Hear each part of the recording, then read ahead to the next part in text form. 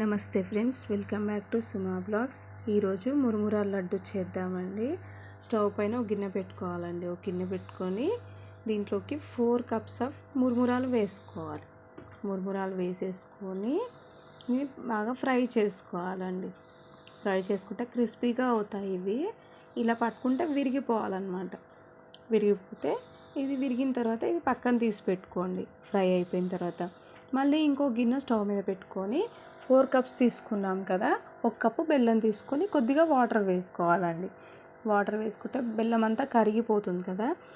మీకు ఒకవేళ మంచి బెల్లం ఉంటే వడకట్టాల్సిన అవసరం లేదు. లేకపోతే నార్మల్గా ఉంటే చెత్త లాంటిది ఏదైనా ఉంటే కరిగిన తర్వాత ఇలా వడకట్టుకొని మళ్ళీ చేసుకోవాలండి. ఇలా పాకం వస్తుందండి. ఈ పాకం వచ్చినప్పుడు ఇలా చెక్ చేసుకోవాలి. కొద్దిగా చల్లారితే ఇది విరుగుతుందన్నమాట. నేను వీడియోలో ఎలా చూపిస్తున్నానో అలా చూడండి. విరగాలి. ఇది విరిగితే కరెక్ట్గా పాకం వచ్చినట్టు. ఇలా విరిగిపోయిందంటే విరిగిన తర్వాత ఇలా చెక్ చేసుకుంటూ ఉండాలి. బాగా వస్తుంది లడ్డు. వచ్చిన తర్వాత దీంట్లోకి వంట సోడా వేసుకోవాలండి. వంట సోడా వేసుకొని కొద్దిగా నెయ్యి వేసుకోవాలి. నెయ్యి వేసేసుకొని అంతా కలుపుకోవాలి. అంతా కలిపిన తర్వాత మంచిగా కలుపుకోవాలండి. ఇది నురుగు వస్తుంది. సోడా వేయగానే నురుగు వస్తుంది. అంతా కలపాలి. అంతా ఈ సోడా నెయ్యి మొత్తం అంతా మిక్స్ అవ్వాలి.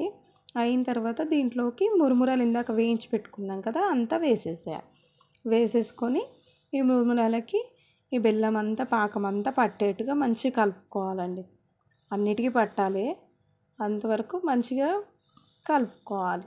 స్టవ్ ఆపేయాలండి. ఎందుకంటే లేదంటే కిందగా అడుగంటుతుంది. ఆపిన తర్వాత పక్కన తీసి పెట్టుకొని కొద్దిగా వాటర్ చేతిలోకి పెట్టుకొని చిన్న చిన్నగా లడ్డూలు చేసుకోండి. పెద్దగా అయితే పెద్దగా చేసుకోండి. మా ఇంట్లో చిన్న పిల్లలు ఉన్నారండి, అందుకే చిన్న చిన్నగా కట్టాను నేను. చిన్న చిన్నగా లడ్డూలు కట్టేసుకోండి. చాలా ఫాస్ట్గా అయిపోతుందండి. ఈ రెసిపీ కూడా చాలా టేస్టీగా ఉంటుంది. టైంపాస్ కూడా అవుతుంది.